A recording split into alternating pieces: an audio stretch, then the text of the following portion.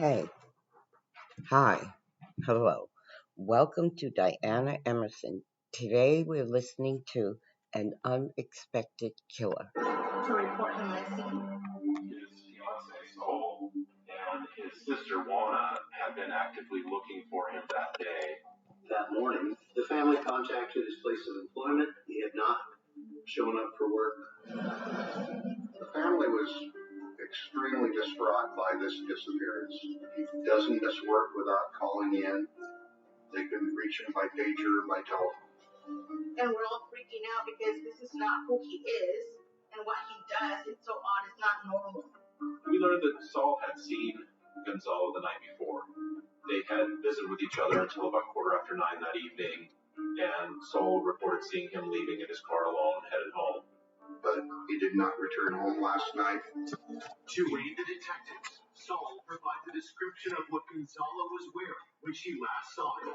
He had on an athletic top with some numbers on it, and specifically two gold chains.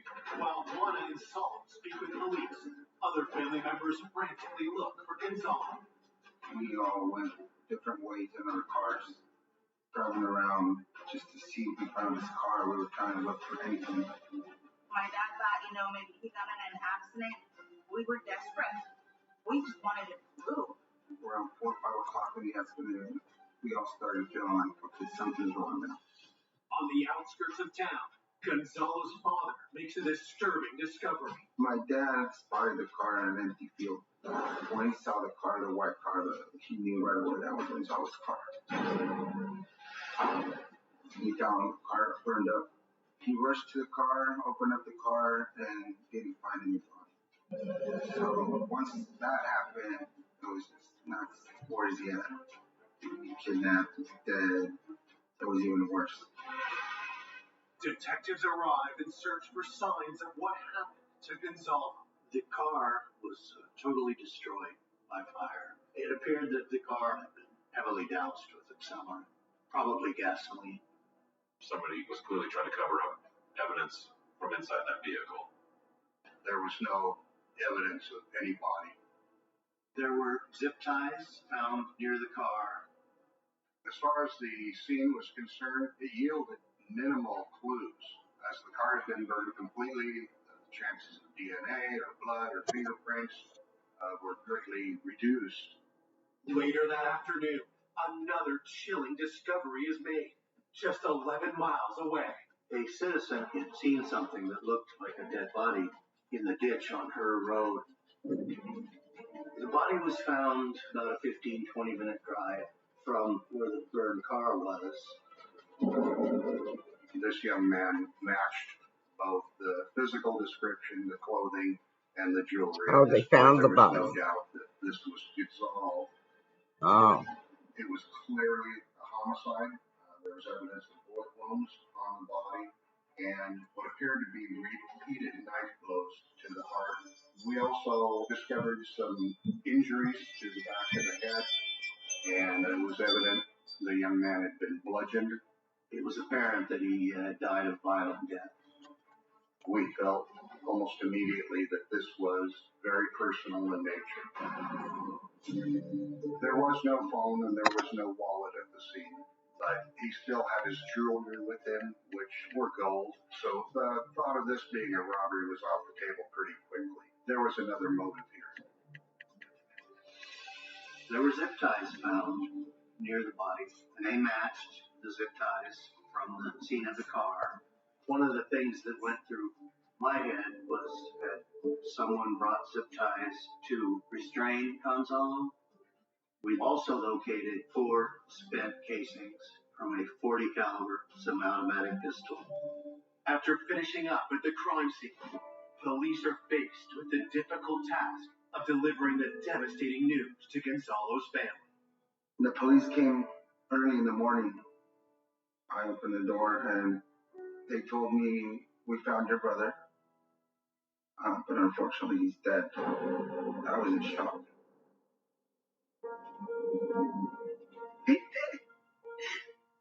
Me volví loca.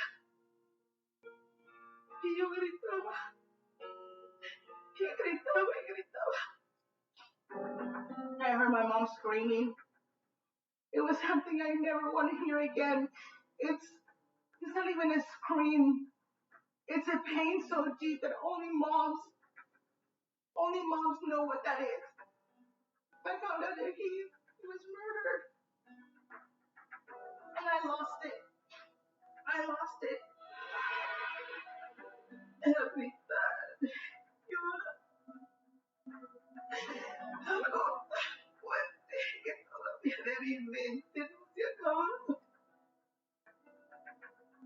to know that such an amazing person was taken away. He didn't deserve to die that way. Bottom line is, I don't have my brother anymore. Born in Mexico in 1979, Gonzalo had a playful spirit. He loved to dance. He loved music. Always a smile. Always caring and always joking around with people. Gonzalo era un muchacho alegre y llegaba, me abrazaba y siempre quería bailar conmigo. When the family moved to the United States in 1989, outgoing Gonzalo settled in quickly. He was very charming. He was really good looking. He was popular with the girls. So he was always asked to be in quinceañeras, which is a traditional, party for us Mexicans when you turn 15. In 1998, Gonzalo met Marisol Mora at a party, and the teenagers quickly fell in love. De que estaba muy enamorado de Marisol. Marisol era el amor de su vida de Gonzalo. Era todo para él. Todo. It was that genuine love and happiness. There was a light in him.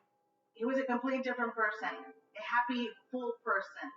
All he wanted in life was to have a family, work hard, and fall in love. After a whirlwind romance, Gonzalo proposed to Marisol. So the wedding was set to be in September. That was just a couple of months after he was murdered. We have a big family, so it was going to be a big deal. But instead of a wedding, Gonzalo's loved ones are left heartbroken and grieving. While his family plans a funeral, detectives are digging into the work of this homicide case. This case was puzzling. There really didn't seem to be a strong motive as to why this young man was murdered. Everything was going good in his life. He was responsible. He wasn't involved in gangs. He's just very well liked, very upbeat, and just a trustworthy young man. It was really difficult. There were still so many unanswered questions, and we had no definitive leads as to who would have caused this or who we were looking for. The fact that there was still a killer out there, to me, it was very ominous. This is very grim. We needed to really look into who was responsible for this. Coming up, investigators uncover a menacing grudge. He held an extreme dislike for Gonzalo. He was determined to have Gonzalo killed. The knife wounds directed at the heart did speak of extreme animosity. And leads them to discover a web of alarming secrets and lies. She wasn't in love with Gonzalo. He wasn't in love with her. She admitted it was all a lie. He saw skinheads in the vehicle. And that's when we really started to think something was wrong. Before the truth blindsides everyone. I was like in shock. It was so senseless. It was so senseless.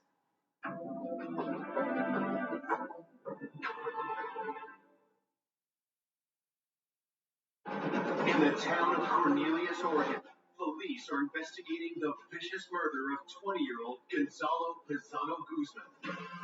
Wanting more details about his last known movements, detectives speak to his fiancée, Sully. She described in detail how Gonzalo would come to her house on the night of the 6th, that they sat out front on the porch. They were discussing their plans for the upcoming wedding and going over a guest list. She stated that following the conversation that he left around 9 o'clock. She stated while they were sitting on the porch that her cousin Jaime and a friend Eddie were playing in the garage of the house, apparently shooting baskets. That led us to believe that these two young fellows may have been the last known persons to see Gonzalo alive.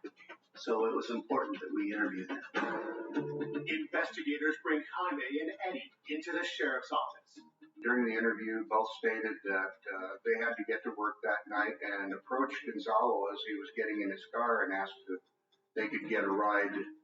They were running late for work. They worked on a janitorial crew run by Saul's brother, Raphael. They had to be at work in Hillsboro at the Hawthorne Farms Fitness Center at 10 o'clock. They said Raphael picked them up and took them to work at the athletic club, and that eventually they got off at about 4:30 in the morning. The fact that they both gave the same statement actually provided themselves an alibi. They did not offer any conflict that they had with Gonzalo. They indicated that they had no reason to hurt him. To corroborate Jaime and Eddie's alibi, police speak to their boss, Saul's brother, Raphael. We interviewed him at his house. He was very cooperative, very smooth, very polite, had his own business, a young entrepreneur. Raphael was incredibly self-possessed, a 19-year-old. He had created a janitorial service. Although he was very young, had a very good contract, had his own cleaning company, and appeared to be very successful. Detectives ask him to confirm Jaime and Eddie's story. He confirmed that he had picked them up at Eddie's house and drove them to work. He confirmed their story that they had worked cleaning the health club that night. He said that he was at the athletic club until about 4 in the morning. So Raphael, in effect, corroborates Eddie and Jaime's version of events on the night of the 6th. So we kind of set them aside. With Jaime and Eddie alibi, investigators turn to the autopsy report, hoping to find new leads. It became very apparent just how violently he had died. The medical examiner did find 3 blunt force blows to his skull. The autopsy also showed that he had been shot 5 times, and then he had also been stabbed 5 times, very brutally, in the area of the heart. The close cluster of the knife wounds directed at the heart did speak of extreme animosity, some violent emotion. The gunshot wounds made it appear that his hands were up in a defensive gesture.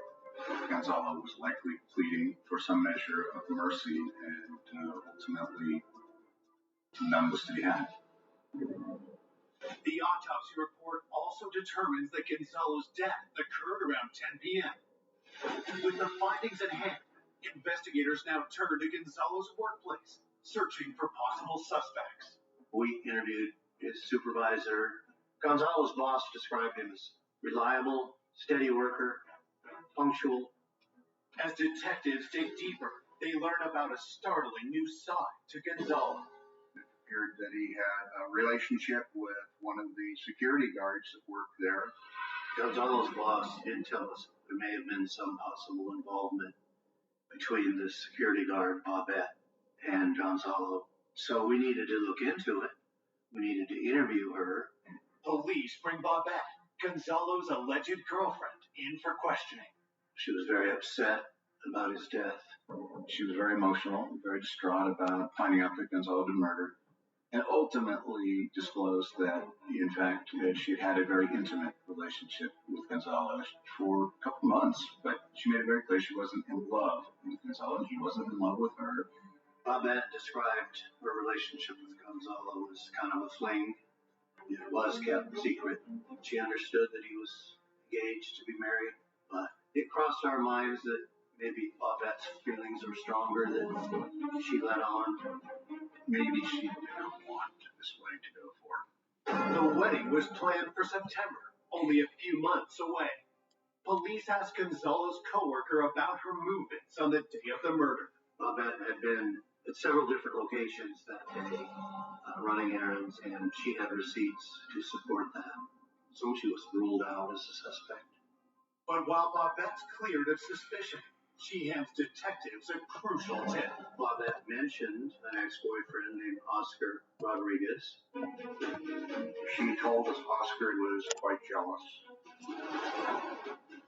He was extraordinarily jealous, apparently had been violently jealous in the past. About 4 days before the murder, Oscar found out about her relationship with Gonzalo. He became infuriated and began accusing her of cheating on him. That could be a motive for Gonzalo's murder, so Oscar became a lead suspect.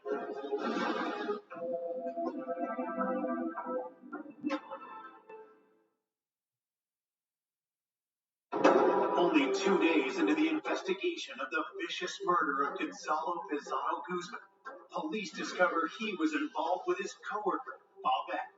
Now she's pointing the finger at her jealous ex, Oscar Rodriguez. She speculated that maybe he had something to do with it. We looked into him. He had a criminal history. He'd been pretty extensively involved in gangs at that point in his life, and he was well known to the local police. Very much an impulsive young man who was also involved in drug activity and drug use. Bobette told us that this was a relationship she had to escape from.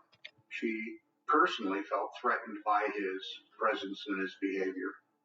And she was very worried that perhaps he was the one that took some action towards Gonzalo. Investigators uncover a troubling detail about Oscar's life. It was discovered that Oscar Rodriguez's mother lived right next door to the victim's family. The investigation kind of perked up as far as focusing in on Oscar, given the fact that he had such access to Gonzalo. Detective suspicion grows further when they speak to Oscar himself. When Oscar Rodriguez was interviewed, he lied to us and told us he had not had any contact at all with Bobette and didn't really know anything about what was going on. When we started to confront him that this was in contradiction to the information that we had from Bobette, he became furious, started yelling at us. "You don't trust me." He stated he had no claims to continue any relationship with Bobette, and he wanted to wash his hands of this entire investigation. Because of his nature, he just drew suspicion upon himself. He was asked if he'd take a polygraph to show that he didn't have anything to do with Gonzalo's murder. He became very volatile and immediately demanded to end the interview. And actually stormed out of the interview. With Oscar not cooperating, detectives investigate his whereabouts during the time of the murder. During this time frame, Oscar Rodriguez was actually serving a sentence in the restitution center. The restitution center is a work release facility for low to mid-level offenders, where Oscar could get passes to go out and find work. So the question was, did Oscar have a pass at the date and time of the murder? Was it possible that he wasn't in the restitution center? He is on a strict timeline. He had to check in, check out. It's a secure facility. The building is locked. There are alarms on all the doors and windows.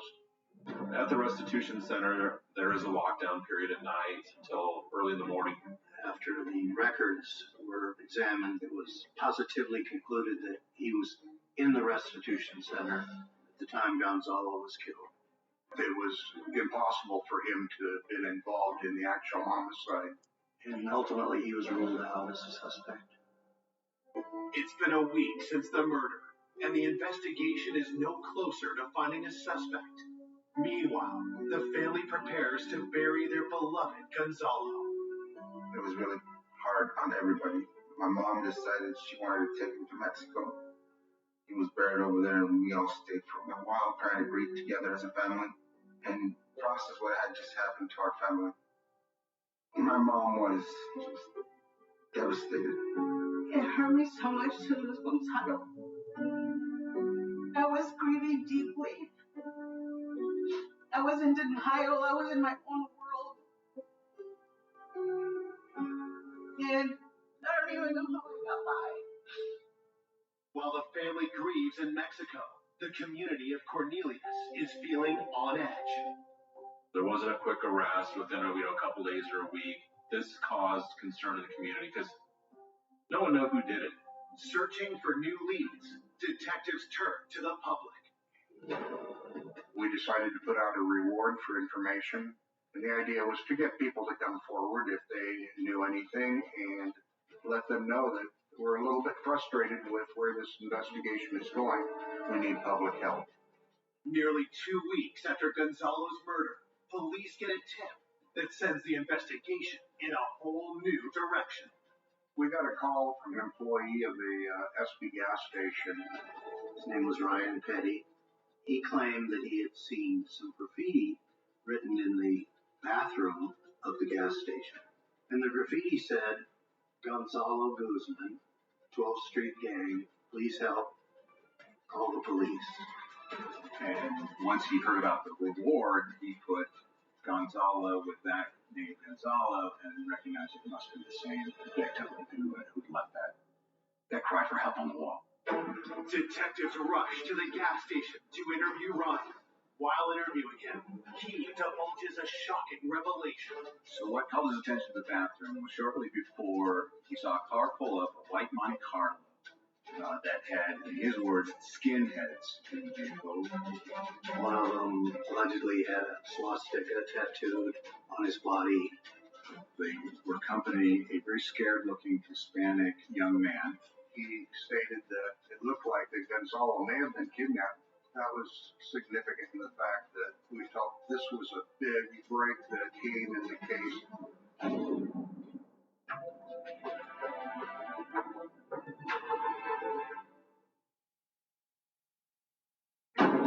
Nearly 2 weeks after Gonzalo Pizano Guzman was found brutally murdered, a gas station attendant named Ryan Petty has told police he saw Gonzalo with 3 suspicious men the night he was killed. He described a carload of skinheads that had drove up and a young man in the back seat who appeared frightened, and they escorted him into the men's restroom for a short period of time. Getting a lot better. Out of the bathroom, the Hispanic individual came out, talking about my back into the car sorry. and drove away. Ryan Petty reported that when he went into the bathroom after the individual left it, he saw written on the wall, Gonzalo Guzman help 12th Street Gang, call police. But as detectives dig into Ryan's story, some details don't add up. Had it been Gonzalo who had gone into that bathroom afraid for his life and put his name on the wall, he never would have written his name as Gonzalo Guzman. We knew that was incorrect. He would not sign his name in that nature. That was the maternal name. He would have used the paternal name. Guzman is his mother's name. He would have written his name as Gonzalo Pizano.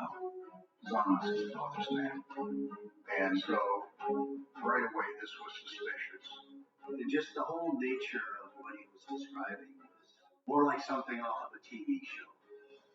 Skinheads, the swastika. It just didn't ring true. And so it was suspected that he was trying to come forward for the reward. We looked through the videotape from the SB station during the period of time this employee stated that car had gone by. There was nothing in that videotape that corroborated anything he had told us. No white Monte Carlo, no individuals who could be characterized as skinheads. More importantly, no individual who was a scared Hispanic person being escorted down. The examination of the surveillance video at the gas station contradicted Ryan Petty's version of events.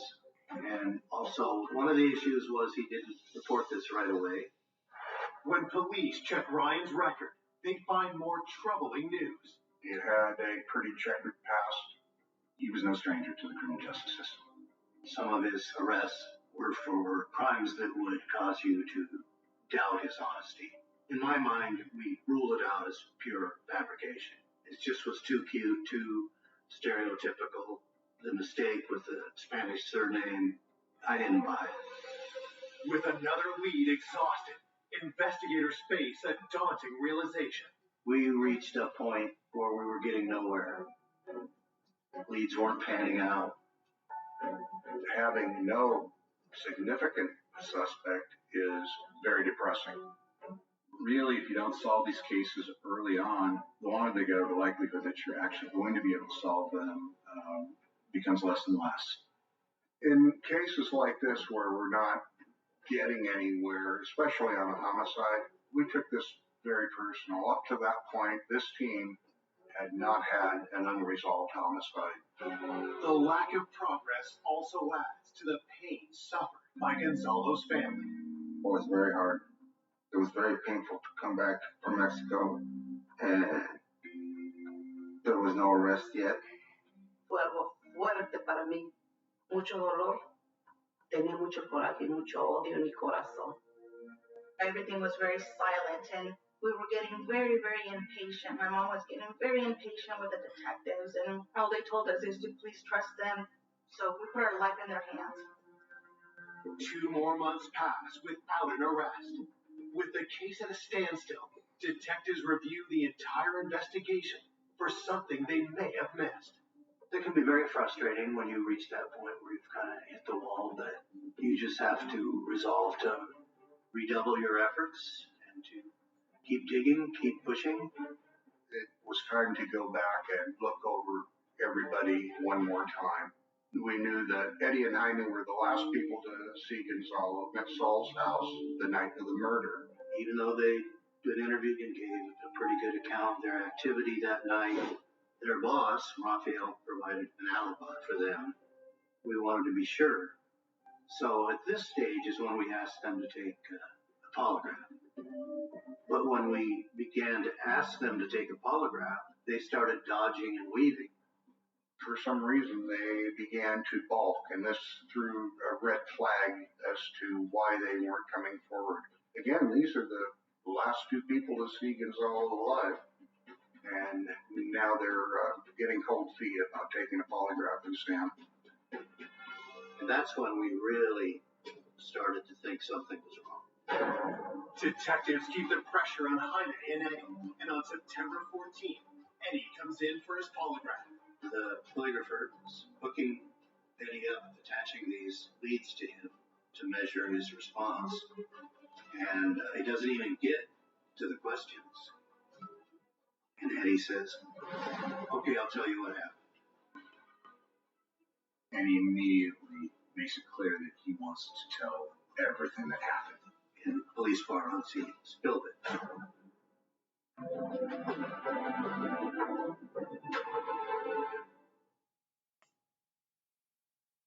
2 months after the murder of Gonzalo Pizano Guzman, detectives are re-interviewing witnesses, hoping for a break. Now, Eddie, one of the last people to see Gonzalo alive, has told police he knows more than he's let on. And he gave a detailed, recorded statement about what happened on the night of the murder. As he talks to investigators, Eddie drops a bombshell. He disclosed that he had actually been approached by his boss, Raphael, who is Saul's brother, to coordinate delivering Gonzalo to the Forest Hills Country Club parking lot. And he told us that it had all been planned out by Raphael. Raphael had enlisted Joe Noble to help with this crime. Joe was Raphael's friend. Eddie went on to tell us at night he and Jaime lured Gonzalo to drive his car to the golf course. And as they pulled up, Joe Noble appeared with a gun in his hand. And as Eddie and Jaime got out of Gonzalo's car, Noble got into the car, pointing the gun at Gonzalo. And also present in the parking lot was Raphael and his white Ford F-150. Gonzalo was driven away by Raphael and Joe, but Eddie claims he has no idea what happened next. He stated that he and Jaime had left the country club and got into their vehicle, left and went home and went to work as usual. Could the brother of Gonzalo's fiancée, Saul, really be behind his brutal murder? It was extremely surprising to suddenly see Rafa Mora as somebody different than this really incredibly self-possessed 19-year-old who started his own business. But according to Eddie, Raphael leads a disturbing double life. Eddie told us that Raphael was a pretty active drug dealer. The nice entrepreneur cover of Raphael was all a lie. He's a significant drug dealer, and it appears orchestrated the kidnapping of Gonzalo with Joe Noble. This completely surprised me. Raphael did appear, at least on the surface, to be legit, and now he's just not who we thought he was. It was a shock to all of us. The one thing detectives still need to know is why Raphael would want to kill his future brother-in-law. Not to that point in time. There was nothing to link him. There was no motive that anybody could speak of. Investigators first turned their attention to Joe Noble, suspecting he may have been taking orders from Raphael. Joe Noble was known as a small-time criminal. An informant told us he was very concerned about a .40 caliber pistol he had sold to Joe Noble, and he suspected that this may have been the murder weapon used in the killing of Gonzalo. That's not the last of the informant's revelations. He said that Joe Noble had talked to a female at one of the local bars and had asked her to alibi for him on the particular night in question. We contacted her. She told us that yes, Joe had asked her to say he was with her on the night of the 6th, and most importantly, she said I wasn't with him. Police bring Joe in for questioning. Joe denied having any involvement whatsoever to the murder. During our interview with Joe, he actually tried to use the alibi. And then when we confronted him with the fact that we'd already talked to her and she said it was all BS, then he stopped talking. Joel stated that he wanted an attorney and didn't want to talk anymore. With nothing concrete to hold Joe, police are forced to release him and turn their attention to Raphael. Investigators learned that Raphael's cleaning business was not all that it was purported to be. He had a contract with the Hawthorne Farms Athletic Club. The manager of the health club was not very impressed with the quality of Raphael's work and the work of his crew. It was really a shoddy operation, by all accounts. We considered the fact that the cleaning company may have been a front for Raphael's drug dealing. Raphael told police he was cleaning the gym with Eddie and Jaime the night of Gonzalo's murder, so investigators checked with management in order to corroborate his alibi. The manager of the club said he often couldn't reach him, so we had no idea if he was there or not on the night of the murder. With his alibi falling apart, detectives asked Raphael's sister, Saul, why he might want Gonzalo dead. Saul admitted that Raphael had a serious talk with her and that it was clear that he was opposed to the wedding, felt she was too young. Raphael did not want Gonzalo marrying Saul. Just did not see Gonzalo as being worthy of marrying into the family. Mock bring over a bottle of wine to his penthouse, cheap and not any good. Raphael held an extreme dislike for Gonzalo. When accompanied by friends, he would go by Gonzalo's car and talk about keying it or smashing a window out and laughing about it. With the evidence against Raphael stacking up, police are ready to bring him in for an interview. But there's just one setback. He disappeared. At this point, it's become pretty apparent that Raphael's got something to hide. When you put it all together, there was probable cause to arrest him. With a warrant for Raphael's arrest, police initiate a manhunt. He had a girlfriend named Sandy Montez.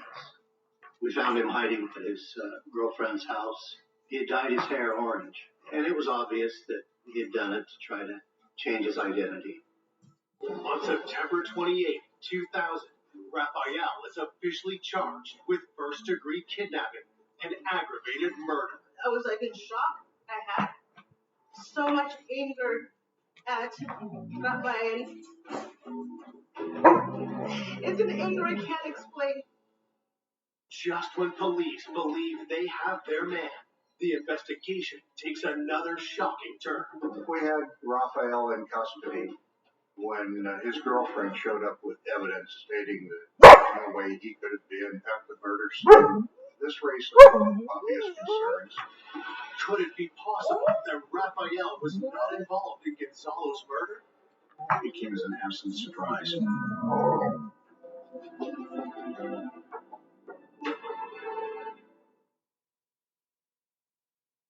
Police have arrested Rafael Mora in the death of his sister's fiancé, Gonzalo Pizarro Guzman. But now, Rafael's girlfriend, Cindy, claims she has an alibi for him on the night of the murder.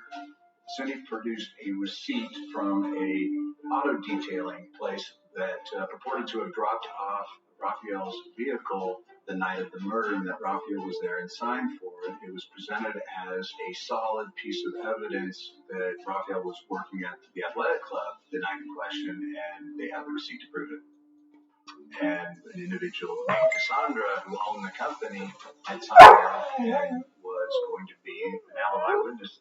Checking the validity of the receipt, police interview Cassandra, who admits to being a friend of Raphael. With a little bit of prodding by the investigators, she finally admitted that, in fact, the receipt was fake. She confessed it was all a lie, orchestrated by Raphael. It was something that she dummied up because Raphael had asked her to.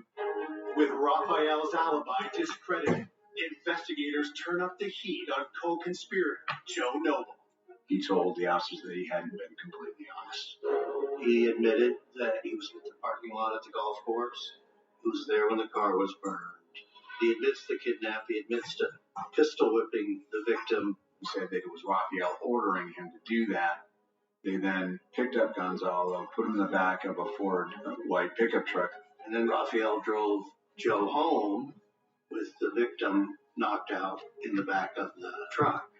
But when he last saw Gonzalo, albeit knocked out, was still alive.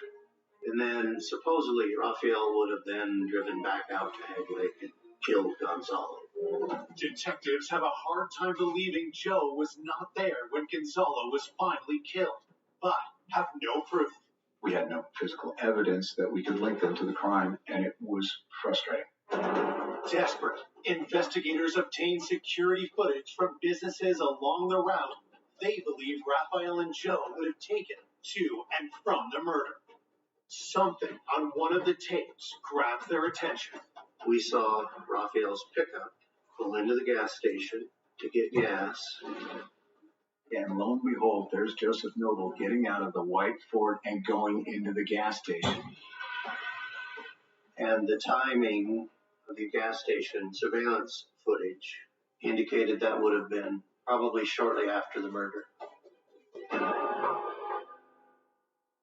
Police also obtain a warrant for Raphael's phone records. Raphael insisted all along that he couldn't have committed the murder because he was miles away cleaning the gym. And lo and behold, at the time of the murder, his phone was not bouncing off the nearest tower to the athletic club. It was bouncing off the nearest tower to Hag Lake, which puts him in the area of the murder. That was huge. I felt ecstatic because I knew in that moment that we had him, and it absolutely conclusively meant that his alibi at the athletic club was false. This was a big moment of actually having some physical evidence. There's a great deal of satisfaction, too, having found the truth. With the new evidence in hand, prosecutors are confident they can secure a conviction. And in 2003, Joe Noble and Raphael Moore are tried together. Both were charged with aggravated murder and with kidnapping in the first degree. At trial, prosecutors present a picture of what they believe happened to Gonzalo the night he was murdered. Raphael did not want him marrying his sister. Raphael was determined to have Gonzalo killed. And so he hatched a plan to get Gonzalo out to the golf course. Lured Gonzalo out there with Eddie and Jaime. After getting out of the car, Gonzalo was beat, pistol whipped, and thrown into the back seat of the pickup. Raphael or Joe then set the car on fire and they proceeded to Hag Lake. Away. Go away. They drove to an isolated spot. Gonzalo got out of the car. The gun was pointed at him. We believe that he was shot multiple times by Joe, and that Raphael was the one that wanted to get the final word in and stabbed him multiple times in the heart. On the stand, a witness reveals Raphael bragged to him about the murder. That Gonzalo was begging for his life. That Gonzalo was promising that he would stop the relationship with Saul. that he would move to Mexico. Mató a mi hijo de esa manera tan cruel. Gonzalo no se merecía esa muerte tan fuerte, nada más para que no se casara con Marisol. No one deserves to be killed that way. No one. It was so senseless. It was so senseless.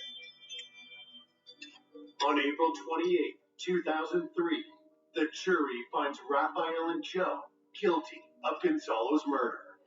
Joe was sentenced to life with a possibility of parole after 25 years.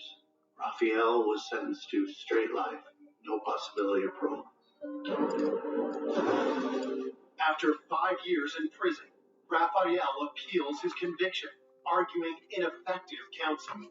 The judge decided that this case should go back to trial, which was a shock to all of us. Ultimately, a decision was made to allow Rafael to plead to manslaughter in the first degree. Rafael's sentence is reduced to 25 years and 10 months. With time served, he will be eligible for early release in 2024. He had no remorse. He had no guilt. He's a monster. And what he did to us changed our life forever. He destroyed us. Even after everything they've endured, Gonzalo's family remains inspired by his memory. Yo lloré por muchos años, mucho tiempo, y un día yo lo soñé. Yo estoy bien mal, no llores por mí. Yo estoy muy bien. Y yo lo miré riéndose y me dijo que ya no llorara por él, que él estaba bien, que él estaba en paz. He was a happy person that wanted everybody around him to have that same joy and made sure that we were always laughing. Those are the moments that I will always cherish the most. Gonzalo